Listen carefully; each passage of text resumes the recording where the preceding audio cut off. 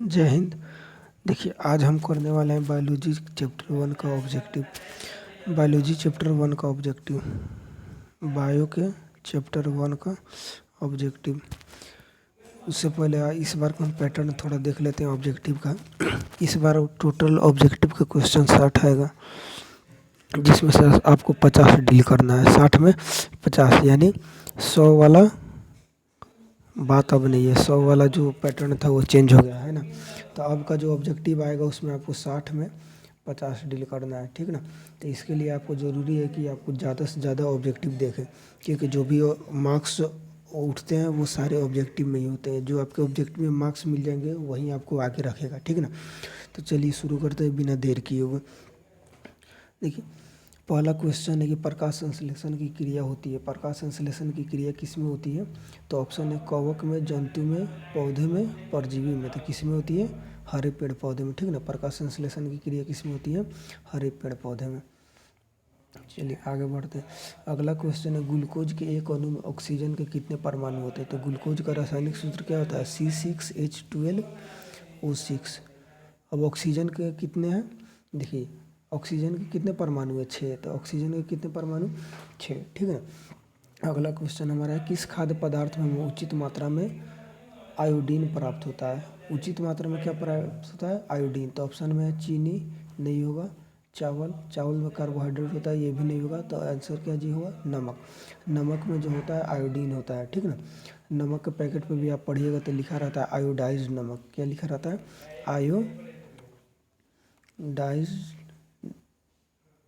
Iodised salt, ठीक है ना। इसका मतलब क्या है कि ये जो नमक होता है, ठीक ना, किसमें? नमक में क्या होता है? प्रचुर मात्रा में, नमक में प्रचुर मात्रा में आयोडीन पाया जाता है, ठीक ना। आयोडीन किस में पाया जाता है? नमक में। चलिए आगे देखते हैं। हमारा अगला सवाल है मनुष्य व अन्य मांसाहारी जीव निम्नलिखित में से किसका पाचन नहीं कर पाते हैं? तो मनुष्य और अन्य मांसाहारी जीव में सेल्यूलोज का पाचन नहीं हो पाता है। किस चीज़ का पाचन? तो सेल्यूलोज का पाचन नहीं हो पाता है, ठीक ना। चलिए आगे देखते हैं। निम्नलिखित में से परजीवी पादप का उदाहरण है। परजीवी पादप पूछा गया है, पादप, ठीक ना। क्या चीज़ पूछा गया है? पादप। तो पादप क्या हो जाएगा? कस्कूटा। क्या हो जाएगा? कस्कूटा, ठीक ना। याद रखिएगा, परजीवी पादप कौन सा हो जाएगा? कास्कूटा, ठीक ना। आगे बढ़ते हैं। मनुष्य के मुख में कितने जोड़ी लार ग्रंथियाँ होती है? तो मनुष्य के मुख में कितनी जोड़ी लार ग्रंथि होती है? 3। कौन कौन सी? पैरोटिड, सब लिंगुअल, और एक होता है सब मैंडिबुलर।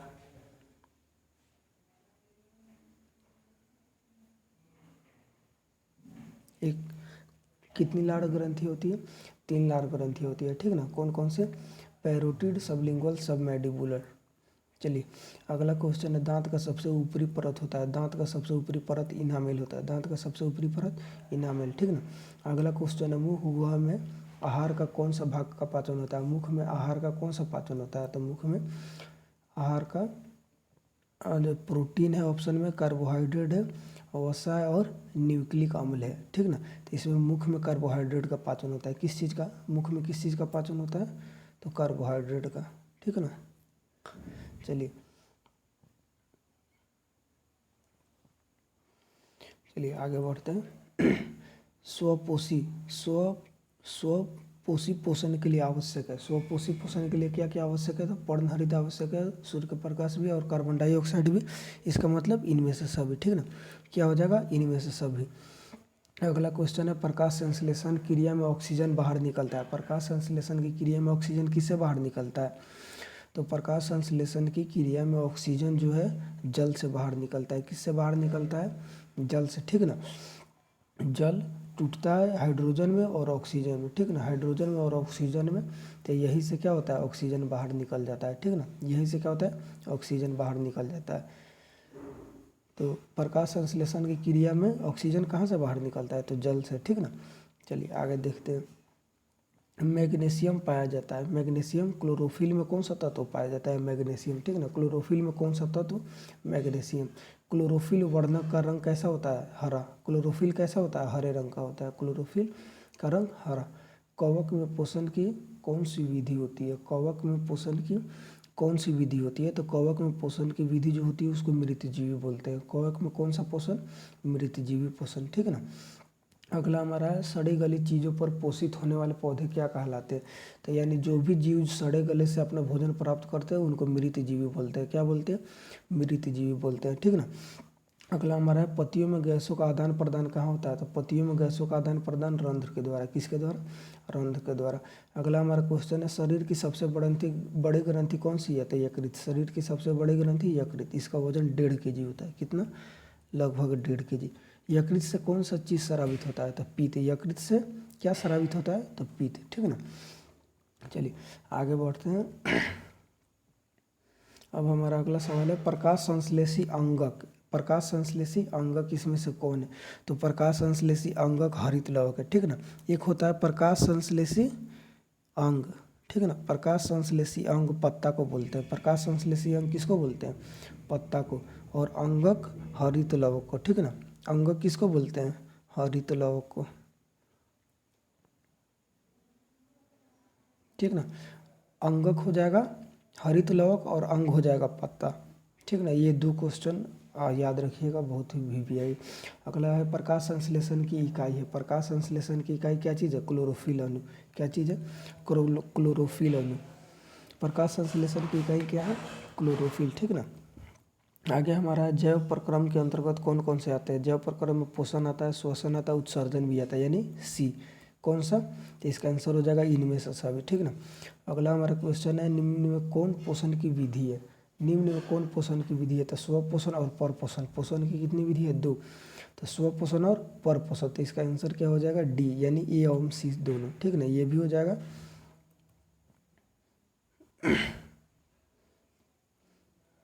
कहाँ गए यार? देखो यहाँ पे निम्नलिखित में कौन पोषण की विधि है? तो पोषण की विधि स्वपोषण भी है और परपोषण है। तो इसका आंसर हो जाएगा D, ठीक ना। अगला हमारा क्वेश्चन है, पर्णहरित का मुख्य कार्य क्या है? तो पर्णहरित यानी क्लोरोफिल का मुख्य काम है प्रकाश ऊर्जा को अवशोषित करना, ठीक है ना। क्लोरोफिल का मुख्य काम क्या होता है?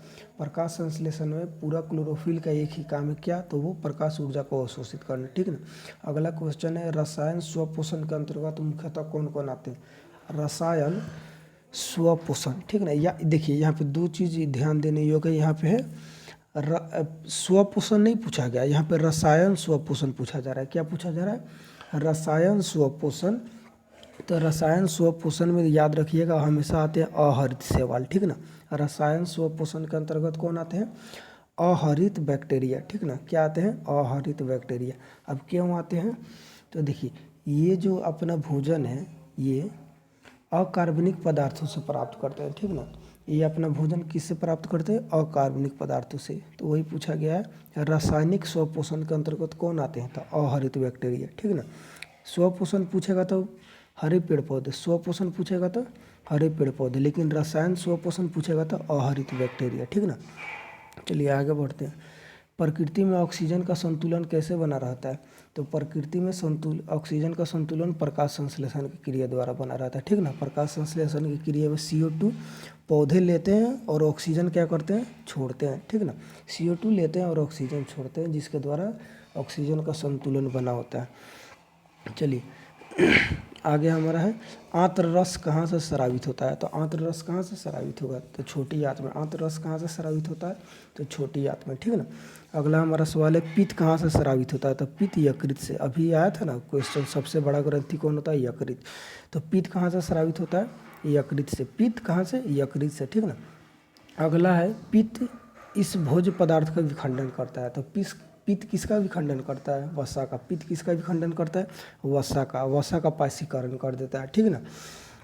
अगला हमारा पाइसीकरण क्या है? वसा के जटिल अणुओं को सरल ड्रॉपलेट्स में रूपांतरण। क्या चीज़ है? पाइसीकरण क्या होता है? वसा के जटिल अणुओं को तोड़ना, ठीक ना। तो वही चीज़ यहाँ पे लिखा गया, वसा के जटिल अणुओं को सरल ड्रॉपलेट्स में रूपांतरण, ठीक है ना। तो पाइसीकरण क्या हो जाएगा? वसा के अणुओं को तोड़ना, A। अगला हमारा है जठर रस की अम्लीयता किसके कारण होती है। जठर रस की अम्लीयता यानी पेट में जो भी एंजाइम्स वगैरह स्रावित होते हैं वो अम्लीय किसके वजह से हो जाते हैं, तो हाइड्रोक्लोरिक अम्ल के कारण। किसके वजह से, हाइड्रोक्लोरिक अम्ल के कारण, ठीक है ना। अगला हमारा सवाल है मृतजीवी पोषण में भोजन का पाचन कहाँ होता है। तो मृतजीवी पोषण में भोजन का पाचन जो होता है वो कोशिका के बाहर होता है, ठीक है ना। अब देखिए कैसे, जब कोई चीज़ सड़ जाता है, क्या होता है, सड़ जाता है, ठीक है ना। जब कोई चीज़ सड़ जाता है या गल जाता है तो गलने के बाद, सड़ गल जाता है तो उसके बाद क्या होता है वो कार्बनिक फॉर्म में हो जाता है। क्या हो जाता है, कार्बनिक फॉर्म में हो जाता है। और इसी लिक्विड को, इसी तरल कार्बनिक द्रव को लोग क्या करता है, जीव उसको अवशोषित कर लेता है। तो पाचन तो पहले ही हो गया लेकिन उसका बस अवशोषण बाकी था तो अवशोषण कर लिया। यानी मृतजीवी पोषण में भोजन का पाचन कहाँ पे हो जाता है, तो कोशिका के बाहर ही हो जाता है, ठीक ना। चलिए अगला हमारा सवाल है 30 नंबर की ओर बढ़ते हैं। अमाशय से कौन सा अम्ल स्रावित होता है। तो अमाशय से कौन सा अम्ल स्रावित होता है, तो अमाशय से HCl। अमाशय से कौन सा अम्ल स्रावित होता है, HCl। अमाशय से कौन सा अम्ल, HCl, ठीक है ना। अमाशय से कौन सा अम्ल स्रावित होता है, HCl। अगला हमारा काम है परांकुर या विलाई का मुख्य कार्य क्या होता है। परांकुर या विलाई का मुख्य काम क्या होता है, तो पचे हुए भोजन पदार्थ का अवशोषण। हम बताए हुए थे ना, उंगली जैसा संरचना होता है इसे करके छोटी आंत में। तो इसका मेन काम क्या होता है, इसका मेन काम होता है जो भी भोजन का पाचन हो गया उसका अवशोषण करना, ठीक है ना, इसका अवशोषण करना। चलिए अगला हमारा काम है निष्क्रिय पेप्सिनोजेन को सक्रिय पेप्सिन में कौन बदल देता है, तो हाइड्रोक्लोरिक अम्ल। कौन बदलता है, हाइड्रोक्लोरिक अम्ल, ठीक ना। अगला हमारा है पाचन का उद्देश्य क्या है। अगला हमारा क्वेश्चन है कि पाचन का उद्देश्य क्या है, तो भोजन के जटिल तत्वों को सरलतम में विखंडन करना, ये भी सही है। यानी पाचन के दौरान हम क्या करते हैं, जटिल खाद्य पदार्थों को उसको तोड़ के छोटा छोटा करते हैं, ठीक है ना। अगला है सरलतम तत्वों का सुचारू रूप से अवशोषण, ये भी है। पाचन के दौरान हम लोग क्या करते हैं, एक तो तोड़ते हैं फिर उस खाना का यूज करते हैं, अवशोषित करते हैं, ये भी सही है। अगला है भोजन से ऊर्जा की प्राप्ति। तो पाचन का मेन उद्देश्य क्या होता है कि भोजन जो हम किए हैं उससे हमको ऊर्जा मिलना चाहिए, ठीक ना। तो इसका आंसर क्या हो जाएगा, सभी। इसका आंसर क्या हो जाएगा, सभी। अगला हमारा क्वेश्चन है छोटी आंत में पूर्ण रूप से पचा भोजन क्या कहलाता है। तो छोटी आंत में चाइल क्या कहलाएगा, छोटी आंत में चाइल क्या कहलाएगा, छोटी आंत। देखिए याद करने का तरीका बता देते हैं, छोटी आंत, ठीक है ना। देखिए च और छ करीबी है कि नहीं, च और छ करीबी रिश्तेदार है, ठीक ना। तो इसीलिए छोटी आंत में भोजन का रूप क्या हो जाएगा, चाइल। और अमाशय में हो जाएगा कायिम। क्या हो जाएगा, कायिम। अमाशय में भोजन का रूप कायिम। ये जो चाइल जो होता है ये तरल होता है, ठीक है ना। चाइल तरल होता है, ये हल्का ठोस होता है, ये हल्का ठोस होता है, ठीक ना। तो छोटी आंत में भोजन का रूप किस आकार में हो जाता है, तो चाइल्ड, ठीक है ना। चलिए आगे बढ़ते हैं। दंत क्षय क्या है, दंत क्षय क्या है, ठीक ना। तो दंत क्षय में देखिए डेंटिन और इनामेल का मृदुकरण मतलब उसका खराब हो जाना, उसका अपक्षय होने लगना, उसका टूटने लगना, ठीक ना। तो दंत क्षय यानी दंत का टूटना, दांत का क्षय होना, ठीक है ना, दांत का टूटना।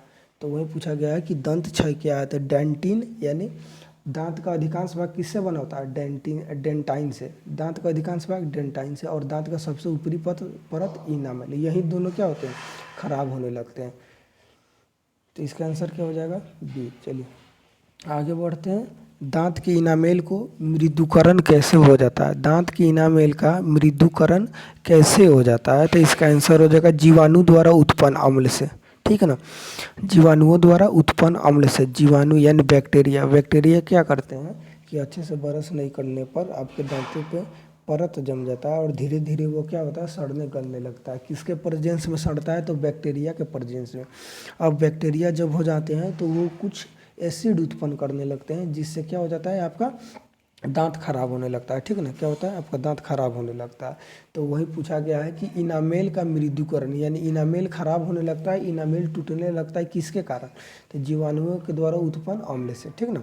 अगला हमारा है दांत प्लाक कैसे बनता है, दांत प्लाक कैसे बनता है। तो दांत पलाक जो होता है मुंह के खाद्य कणों एवं जीवाणुओं से, ठीक है ना। मुंह के खाद्य कणों यानी कभी कभी आप ब्रश नहीं कीजिएगा अच्छे से तो क्या हो जाएगा, वहाँ पे परत बन जाता है पीला पीला, ठीक ना। तो उसी को हम लोग दांत पलाक बोलते हैं। तो जो हम लोग खाना खाते हैं ना तो वही क्या होता है, दांत पे इकट्ठा हो जाता है। तो वही लिखा गया है मुंह के खाद्य कणों एवं जीवाणुओं से, ठीक है। तो दांत पलाक कैसे बनता है, खाद्य कण से बनता है, खाद्य इकट्ठा हो जाता है। तो इसका आंसर क्या हो जाएगा, ए। दांत पलाक कैसे बनता है, तो ए। अगला है पेप्टिक अल्सर हो सकता है। ऑप्शन 1 में सामान्य भोजन खाने से, कम भोजन खाने से, या लंबे समय तक भूखे रहने से। तो आपको हम बताए हुए थे क्या कि लंबे समय तक भूखे रहने से क्या होता है, पेट में अम्ल का मात्रा बढ़ जाता है जिसके कारण पेप्टिक अल्सर हो जाता है। तो इसका आंसर क्या हो जाएगा, लंबे समय तक भूखे रहने से, ठीक है ना। अगला हमारा है शाकाहारी जीवों। शाकाहारी जीवों में छोटी आंत की लंबाई कैसी होती है, तो शाकाहारी जीवों में छोटी आंत की लंबाई अधिक होती है, ठीक ना। शाकाहारी जीवों में छोटी आंत की लंबाई अधिक होती है। अगला हमारा इनमें स्वपोषी कौन है, इनमें स्वपोषी कौन है, तो स्वपोषी हमेशा कौन होते हैं, हरे पेड़ पौधे। स्वपोषी कौन होते हैं, हरे पेड़ पौधे, ठीक ना। अगला हमारा है पौधे प्रकाश संश्लेषण इससे बनाते हैं। पौधे प्रकाश संश्लेषण से इसे बनाते हैं। प्रकाश संश्लेषण के दौरान पौधे क्या बनाते हैं, तो कार्बोहाइड्रेट। क्या बनाते हैं, कार्बोहाइड्रेट, ठीक है ना। अब देखिए अगला चीज़ है हरे पेड़ पौधे रक्षित आंतरिक ऊर्जा किस रूप में होती है। तो देखिए बनाते क्या है, कार्बोहाइड्रेट। पौधे प्रकाश संश्लेषण में क्या बनाते हैं, कार्बोहाइड्रेट, ठीक ना। लेकिन इस चीज़ को संरक्षित करके रखते हैं। तो संरक्षित कैसे करके रखते हैं, तो स्टार्च के रूप में बनाते हैं कार्बोहाइड्रेट और संरक्षित करते हैं स्टार्च, ठीक ना। चलिए दोनों याद रखिएगा। देखिए पौधे प्रकाश संश्लेषण में बनाते कार्बोहाइड्रेट है और संरक्षित कैसे करके रखते हैं, तो स्टार्च यानी मंड के रूप में, ठीक ना। चलिए अगला हमारा है प्रकाश संश्लेषण में प्रकाश ऊर्जा को रूपांतरित होता है। प्रकाश ऊर्जा रासायनिक ऊर्जा में बदलता है, ठीक ना। बदलने का काम कौन करता है, क्लोरोफिल। कौन करता है, क्लोरोफिल। प्रकाश संश्लेषण में प्रकाश ऊर्जा का रूपांतरण कैसे होता है, तो रासायनिक ऊर्जा में होता है। अगला हमारा है कि पौधे नाइट्रोजन किस रूप में लेते हैं, तो नाइट्रेट और नाइट्राइट के रूप में। पौधे नाइट्रोजन किस रूप में लेते हैं, नाइट्रेट और नाइट्राइट के रूप में, तो ऑप्शन नंबर सी। अगला हमारा है यह जीव अपने भोजन का विघटन अपने शरीर के बाहर करते हैं। यह जीव अपने भोजन का विघटन अपने शरीर के बाहर करते हैं। तो ये किस में होता है, तो ये जनरली होता है मृतजीवी में। किस में होता है, मृतजीवी में, ठीक ना। तो फफूंद भी मृतजीवी, ईस्ट भी मृतजीवी, मशरूम भी मृतजीवी। तो इसमें आंसर क्या हो जाएगा, इनमें से सभी, ठीक है ना। क्या हो जाएगा, इनमें से सभी। यह अस्थायी प्रवर्ध की मदद से भोजन ग्रहण करता है। कौन, अमीबा। कौन, अमीबा। बताया हुआ था ना, अमीबा का अस्थायी प्रवर्ध होता है यानी पदार्थ होता है। तो अमीबा भोजन किससे ग्रहण करता है, पदार्थ से जो जिसका शेप निश्चित नहीं होता है, अस्थायी होता है। तो आंसर अमीबा, ठीक है ना। अगला हमारा शरीर की सतह से पोषण, शोषण और उत्सर्जन इसके मुख्य लक्षण है। अमीबा, किसका, अमीबा। अमीबा का जो भी श्वसन होता है, पोषण होता है, उत्सर्जन होता है, सब किसके द्वारा होता है, पदार्थ के द्वारा ही होता है, ठीक ना, विसरण प्रक्रिया द्वारा।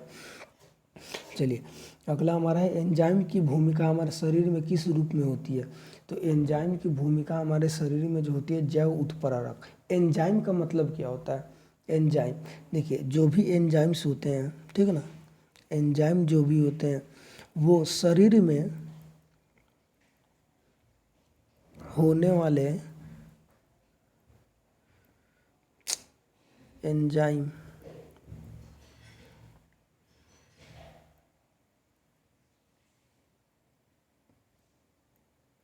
जो भी शरीर में रासायनिक क्रिया होती है, रासायनिक क्रिया, उसका रेट को क्या करता है, बढ़ा देता है। रेट मतलब दर। देखिए कोई भी क्रिया हो रहा है, ठीक ना, जैसे हमारे शरीर में श्वसन हो रहा है या पाचन ही हो रहा है, तो एंजाइम क्या करता है, वो क्रिया पहले धीरे धीरे हो रही होती है, ठीक ना। तो उसको एंजाइम के उपस्थिति में क्या होता है, वो क्रिया जल्दी जल्दी होने लगता है, ठीक ना। तो वही पूछा गया है कि एंजाइम की भूमिका हमारे शरीर में किस रूप में होती है, तो जैव उत्प्रेरक के रूप में, ठीक है ना। उत्तेजित करता है, किसी कार्य को करने के लिए क्या करता है, उत्तेजित करता है। चलिए अगला है लार एमाइलेज का क्या कार्य है। तो लार एमाइलेज का कार्य पूछ रहा है। तो लार एमाइलेज क्या करता है, जटिल मंड अणु को शर्करा में विखंडित करता है, ठीक है ना। कोई भी एमाइलेज होगा, कोई भी एमाइलेज, कोई भी एमाइलेज किसका पाचन करेगा, वसा का। कोई भी एमाइलेज किसका पाचन करेगा, वसा का, ठीक ना। ओह सॉरी, स्टार्च का। कोई भी एमाइलेज किसका पाचन करेगा, स्टार्च का, ठीक ना। आगे हमारा है क्रमाकुंचन गति कहाँ पाई जाती है, क्या है, क्रमाकुंचन गति। याद कीजिए कहाँ पाई जाती है, आहार नाल में। कहाँ पाया जाता है, आहार नाल में, ठीक ना। अगला हमारा है अमाशय का पिछला भाग क्या कहलाता है। तो अमाशय का पिछला भाग पाइरोलिक कहलाता है। पहला कार्डियक, यहाँ पे लिखा हुआ है, ये पहला भाग होता है, ठीक ना। ये दूसरा होता है फुंडिक और तीसरा पाइरोलिक। तीसरा और अंतिम भाग क्या होता है, पाइरोलिक, ठीक ना। अमाशय का जठर रस में पाए जाते हैं। HCl होता है, श्लेष्मा होता है, पेप्सिनोजन होता है। तो आंसर क्या हो जाएगा, इसमें से सभी। जठर रस में तीनों मौजूद होते हैं, ठीक ना। अमाशय की ग्रंथियों से अत्यधिक अम्लीय स्राव से क्या होता है। अगर अत्यधिक अम्लीय स्राव होता है, यानी आप लंबे समय तक भोजन नहीं करते हैं, तो उस कंडीशन में क्या होता है, आपके पेट में अधिक से अधिक अम्ल बनने लगता है। अब देखिए अम्ल अधिक बनेगा तो वहाँ पे क्या हो जाएगा, श्लेष्मा का स्राव ऑटोमेटिक वहाँ पे कम हो जाएगा। श्लेष्मा कम पड़ जाएगा कि नहीं, तो श्लेष्मा भी कम पड़ जाता है। अगला हमारा क्या है, पेप्टिक अल्सर होता है। क्या होता है, पेप्टिक अल्सर, ठीक ना। तो श्लेष्मा का तो ऐसी भी क्या होगा, अगर ज़्यादा HCl बनेगा तो श्लेष्मा घट ही ना जाएगा।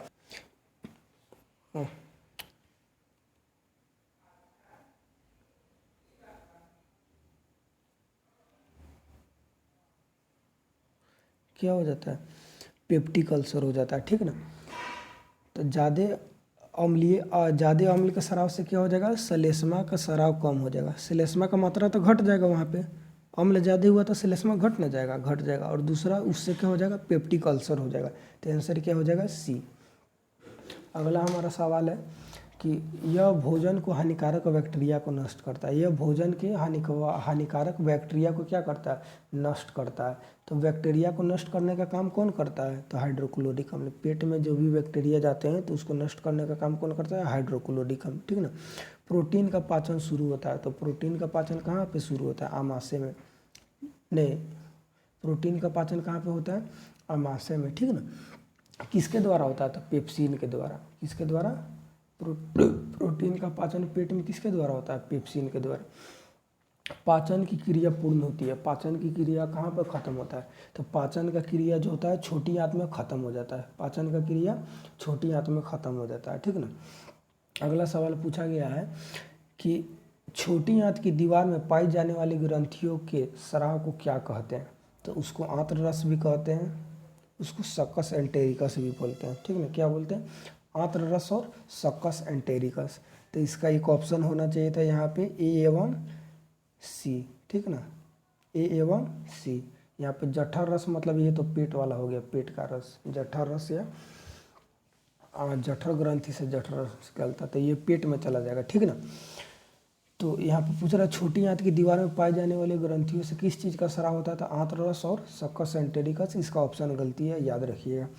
अगला चीज़ है आमाशय के अग्रभाग को क्या कहते हैं, तो आमाशय के अग्रभाग को कार्डियक। आमाशय के अग्रभाग को कौन सी कहते हैं, कार्डियक। अगला चीज़ है मुख गुहा का पिछला भाग क्या कहलाता है, तो मुख गुहा का बाबू पिछला भाग ग्रसनी होता है। क्या होता है, मुख गुहा का पिछला भाग ग्रसनी होता है। छोटी आंत एवं बड़ी आंत के जोड़ पर पाई जाने वाली एक छोटी नलीनुमा रचना क्या होती है, सीकम। छोटी आंत एवं बड़ी आंत के जोड़ पर पाई जाने वाली एक नलीनुमा रचना होती है, जिसको क्या बोलते हैं, सीकम बोलते हैं, ठीक है। अगला हमारा 61 नंबर सवाल है छोटी आंत में भोजन के पाचन में निम्नलिखित में किस रस की भूमिका होती है। छोटी आंत में भोजन के पाचन में निम्नलिखित में किस रस की भूमिका होती है, तो याद रखिएगा छोटी आंत में भोजन का पाचन पित्त रस के द्वारा होता है, अग्नाशय रस के द्वारा होता है और आंत रस, तीनों के द्वारा होता है, ठीक है ना। इन तीनों के द्वारा छोटी आंत में भोजन का पाचन होता है। और क्वेश्चन पूछा जाएगा कि छोटी आंत में भोजन का पाचन किसके किसके द्वारा होता है, तो पित्त रस, अग्नाशय रस और आंत रस। तो इसका आंसर क्या हो जाएगा, इनमें से सभी। अगला हमारा आमाशय में अधपचे भोजन लेई के समान हो जाता है, तो आमाशय में क्या बोलते हैं, काइम बोलते हैं। आमाशय में क्या बोलते हैं, काइम। और छोटी आंत में उसको क्या बोलते हैं, चाइल्ड। क्या बोलते हैं, चाइल्ड, ठीक है ना। आमाशय में काइम और छोटी आंत में चाइल्ड। ग्लूकोज का निर्माण होता है, ग्लूकोज का निर्माण होता है अप्रकाशिक अभिक्रिया में। जब प्रकाश संश्लेषण आप लोग को पढ़ाएंगे तो बताएंगे दो अभिक्रिया होता है, ठीक है ना, दो अभिक्रिया, एगो प्रकाशिक अभिक्रिया, एगो अप्रकाशिक अभिक्रिया, ठीक है ना, अप्रकाशिक अभिक्रिया। इसमें क्या होता है कि सूर्य के प्रकाश को अवशोषित करके उसको रासायनिक ऊर्जा में कन्वर्ट किया जाता है और उसके बाद इसमें जल का विखंडन होता है, ठीक है ना, और उसके बाद ये वाला जो अभिक्रिया होता है ग्लूकोज का निर्माण हाइड्रोलिसिस होता है CO2 का, CO2 में आके क्या होता है हाइड्रोजन जुटता है, तब जाके ग्लूकोज का निर्माण होता है, ठीक ना। तो ये वाला प्रक्रिया पूछा गया है, ग्लूकोज का निर्माण कहाँ होता है, तो ग्लूकोज का निर्माण अप्रकाशिक अभिक्रिया के दौरान होता है, ठीक है ना। प्रत्येक आंतीय कोशिका में लगभग कितने विलाई पाए जाते हैं, तो प्रत्येक आंतीय कोशिका में लगभग 3000 विलाई पाए जाते हैं। कितने विलाई, 3000। यह आहार नाल का सबसे लंबा भाग है। आहार नाल का सबसे लंबा भाग क्या होता है, छोटी आंत। आहार नाल का सबसे लंबा भाग छोटी आंत, ठीक है ना। अगला हमारा क्वेश्चन है क्षुद्रांत के कार्य। क्षुद्रांत यानी छोटी आंत, ठीक है ना, क्षुद्रांत का कार्य पूछा गया है। तो इसमें बोल रहा है सिर्फ वसा और प्रोटीन का पाचन। छोटी आंत में सिर्फ वसा एवं प्रोटीन का पाचन, तो ऐसा तो नहीं है। छोटी आंत में कार्बोहाइड्रेट का भी पाचन होता है कि नहीं। छोटी आंत में कार्बोहाइड्रेट का भी पाचन होता है, किसके द्वारा, तो एमाइलेज के द्वारा। अगला है सिर्फ प्रोटीन एवं कार्बोहाइड्रेट का पाचन, तो ऐसा भी नहीं है, वसा का भी पाचन होता है कि नहीं, छोटी आंत में होता है। अगला हमारा है कार्बोहाइड्रेट, वसा एवं प्रोटीन तीनों का, तो इसका आंसर क्या हो जाएगा, तीनों का। कार्बोहाइड्रेट का भी पाचन होता है, वसा का भी होता है और प्रोटीन का भी होता है, ठीक ना। तो इसका ऑप्शन नंबर क्या हो जाएगा, सी, याद रखिएगा। अगला हमारा क्वेश्चन है छोटी आंत का पहला भाग क्या होता है, तो छोटी आंत का पहला भाग होता है ग्रहणी। क्या होता है, ग्रहणी। सी आकार का होता है। सी आकार का कौन होता है, ग्रहणी। अगला हमारा है वह आमाशय से आने वाली अम्लीय भोजन को क्षारीय बनाता है, तो कौन बनाता है, तो यकृत से स्रावित पित्तरस, ठीक ना। यकृत से जो पित्त निकलता है उसका काम है अम्लीय भोजन को क्षारीय बनाना। अग्नाशयी रस में पाया जाता है ट्रिप्सिन, लाइपेज, एमाइलेज और तीनों। अग्नाशय रस में तीनों के तीनों पाए जाते हैं, ठीक ना, तो इसका आंसर हो जाएगा डी। अगला हमारा क्वेश्चन है क्षुद्रांत में स्थित दीर्घरोम। दीर्घरोम यानी बिलाई का क्या काम होता है, तो अवशोषण का सतही क्षेत्रफल बढ़ाना, अवशोषण का सतही क्षेत्रफल घटाना, अवशोषण अवरुद्ध करना, इनमें से कोई नहीं। तो देखिए अवशोषण, बिलाई का काम क्या होता है, अवशोषण करना, ठीक ना। अगला चीज़ है अवशोषण का छोटी सतही क्षेत्रफल घटाना, ये भी नहीं होगा। आंसर क्या हो जाएगा, अवशोषण का सतही क्षेत्रफल बढ़ाना, ठीक ना। तो क्षुद्रांत का मेन काम क्या हो जाएगा, अवशोषण का, कहाँ गया जी, अवशोषण का सतही क्षेत्रफल बढ़ाना, ठीक है ना। क्षुद्रांत में स्थित दीर्घरोम का काम अवशोषण का सतही क्षेत्रफल बढ़ाना। अगला है ट्रिप्सिन एंजाइम का क्या कार्य है। ट्रिप्सिन तो याद रखिएगा प्रोटीन का पाचन। ट्रिप्सिन किस चीज़ का पाचन करता है, प्रोटीन का पाचन करता है। लाइपेज एंजाइम क्या करता है, तो लाइपेज एंजाइम जो है वसा को वसा अम्ल या ग्लिसरॉल में बदल देता है, ठीक है ना। लाइपेज किस चीज़ का पाचन करता है, वसा अम्ल को वसा को वसा अम्ल या ग्लिसरॉल में बदल देता है। अगला हमारा है कि बड़ी आंत का पिछला भाग क्या कहलाता है, तो बड़ी आंत का जो पिछला भाग होता है वो मलाशय कहलाता है। इसी को रेक्टम बोलते हैं, क्या, रेक्टम। बड़ी आंत का पिछला भाग रेक्टम या मलाशय। अगला है मनुष्य के आहार नाल में यह अवशेषीय अंग है। कौन सा अवशेषीय अंग बताएंगे, तो अपेंडिक्स होता है, क्या, अपेंडिक्स। अगला है कुटपाद किस में पाया जाता है, तो कुटपाद अमीबा में पाया जाता है। कुटपाद किस में पाया जाता है, अमीबा में। निम्न में से कौन एंजाइम लार में पाया जाता है, तो लार में क्या पाया जाता है, लार एमाइलेज या टाइलिन। लार में क्या पाया जाता है, लार एमाइलेज या टाइलिन। अगला हमारा क्वेश्चन है ग्रसनी ग्रास नली से किस छिद्र द्वारा जुड़ा होता है, तो ग्रसनी ग्रास नली से निगल द्वार। किससे, निगल द्वार, ठीक है ना। चलिए अगला हमारा क्वेश्चन की तरफ बढ़ते हैं। 78 नंबर, निम्नलिखित में से कौन सा एंजाइम पित्त रस में पाया जाता है। निम्नलिखित में से कौन सा एंजाइम पित्त रस में पाया जाता है, तो पित्त रस में से इसमें से कोई भी एंजाइम नहीं पाया जाता है, ठीक ना। क्यों, तो पित्त रस जो होता है ना वो एंजाइम की श्रेणी में नहीं आता है। पित्त कोई एंजाइम है ही नहीं, ठीक ना। पित्त क्या है, एंजाइम ही नहीं है, बल्कि ये एक द्रव है। क्या है, पित्त एक नॉर्मल सा क्षारीय द्रव है, ठीक ना, वो एंजाइम की श्रेणी में नहीं आता है। चलिए अगला हमारा है अमीबा का अपना भोजन कैसे पकड़ता है, तो स्पर्शक द्वारा, जीभ द्वारा, कुटपाद द्वारा या मुंह द्वारा। तो किसके द्वारा प्राप्त करता है? कुटपाद द्वारा। किसके द्वारा? कुटपाद। इसी को बोलते हैं सूडोपोडिया या पादाप। कौन सा एंजाइम वसा पर क्रिया करता है? तो कौन सा एंजाइम वसा पर क्रिया करता है? लाइपेज।